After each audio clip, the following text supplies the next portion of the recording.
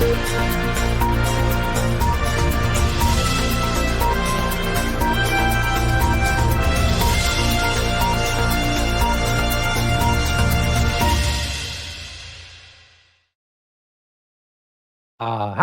sober army. How are you?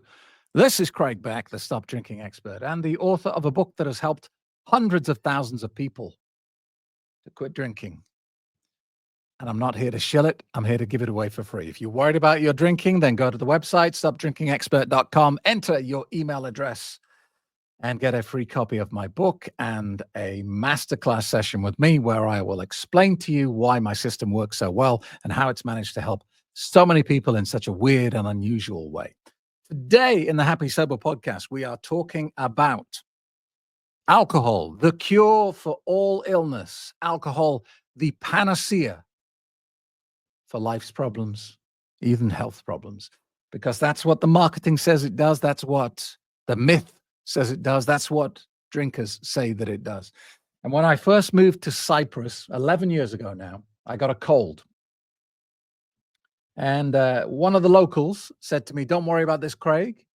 We have a cure for the common cold here in Cyprus." So I was very excited. He said, "Yes, we locals, we have this cure. It works every time. It never fails. It will get rid of the cold. It's called Zivonia. It's a local spirit. It's 50% alcohol." It doesn't get rid of the common cold, by the way. But there are a lot of people that believe it does. And there are a lot of people out there, millions of people, and this might seem strange in the context of hearing this on a sobriety YouTube channel, but there are millions of people in the world that genuinely believe that alcohol helps them with their health problems. Alcohol helps with my bad back. Without alcohol, I'm in agony. Craig, I can't stop drinking because my anxiety runs wild when I stop drinking. Toothache, anything. People around the world believe that drinking poison helps their body to heal. That makes no sense at all. But let's dig into the detail here. And the reason I'm making this video today is because I got an email from Pat asking for a bit of help. "Hi, Craig. Been doing the program for over a year. Been doing okay. Slipped a few times. And as stupid as this will sound, I get my stomach growling. And if I have a sip, the gut relaxes. Why would this happen? I'm tired of slipping." Pat. Okay. Great question, Pat. Let's dig in. Why would that happen? Well, look, alcohol does a lot of things. It does most things very badly. So the people that get in touch with me and say, "Craig, I've got lower back problem. I've got a herniated disc. It can't be repaired. Alcohol is the only thing that takes the pain away." I shout bullshit to that because alcohol is a painkiller, but a very, very poor quality one.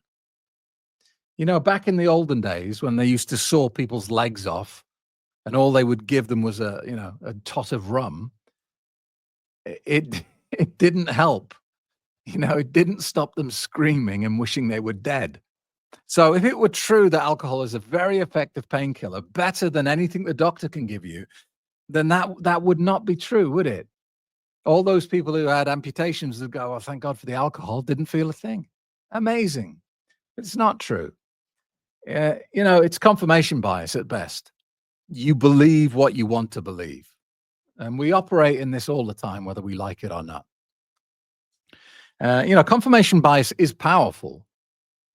Don't just dismiss it as some sort of psychological mumbo jumbo. I mean, you can see it in the real world. Just look at politics.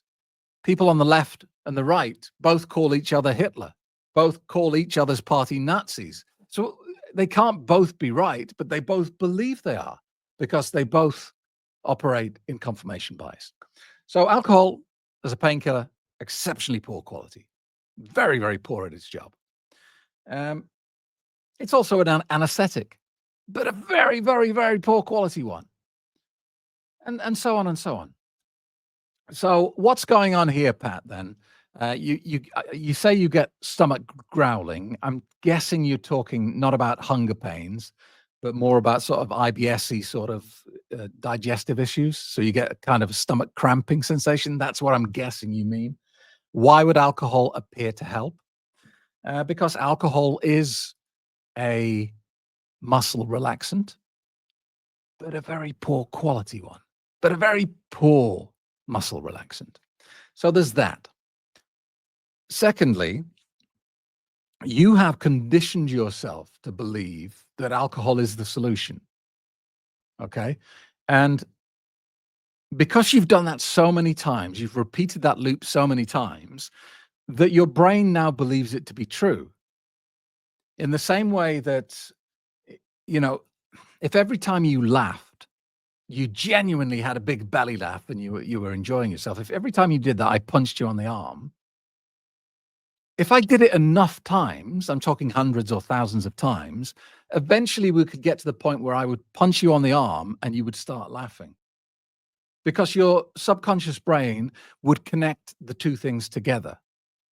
And that happens all the time in our life. The subconscious mind is trying to relieve the pressure from the conscious brain because it's so limited in its power. So it's trying to take tasks from the weak side of your brain and embed it in the powerful side of your brain.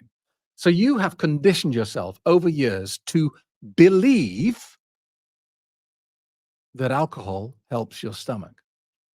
So this is pure placebo effect, Pat.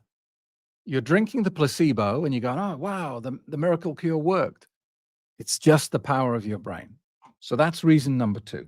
Reason number 3 is, as human beings, part of our power as the apex predator of this planet is our ability to adapt. We're very good at adapting to our surroundings. And as a free person, you may think to yourself, if I ever went to prison and got locked in a cell for 23 hours a day, I would go insane. I wouldn't be able to cope. I would kill myself.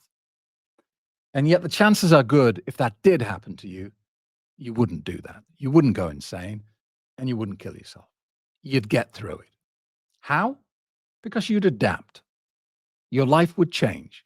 Your surroundings and environment would change, and you would slowly, painfully adapt to the new normal. Okay? So, Pat, you've probably spent decades creating an environment for your gut and the microbiome that lives in your gut that involves having poison in your system pretty regularly. And because your system doesn't want you to die, you are hardwired to stay alive, it's adapted. Your body has adapted to living in a toxic world, a world where the liquid you drink is poisonous. And it's done this to stop you dying. And it's made some physical changes to the way your body operates. So when you stop drinking, the whole world has changed.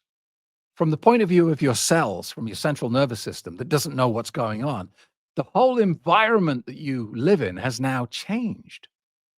The liquid you drink is now no longer poisonous. And so your body's in shock here, doesn't know what to do. It's thinking, emergency. The environment has changed dramatically. And slowly you will adapt to the new normal, but in the short term, you will feel discomfort.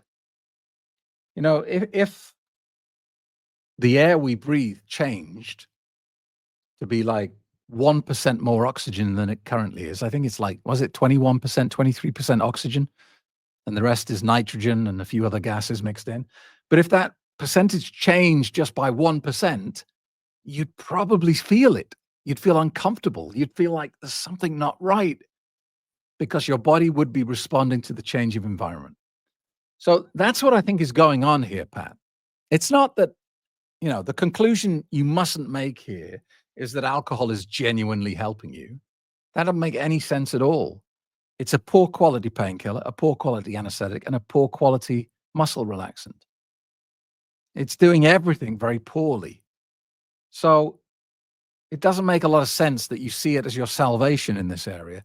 What is more likely is one of the 3 things that I just mentioned. Okay. Alcohol does not help with any health problem at all. Not even a glass of red wine a day for those antioxidants for your heart. It's all nonsense. And do you know how you know this to be true?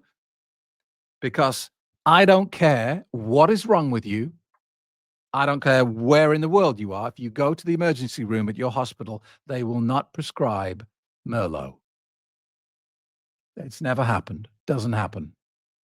No condition requires a prescription to go and buy a bottle of Jack Daniels because it doesn't do anything. It's all nonsense and lies. Thank you so much for being with me today. Don't forget, if you want a free copy of my book, go to the website, stopdrinkingexpert.com, and you can also get a free masterclass with me there as well. And until next time, I will see you very soon. And thanks a lot.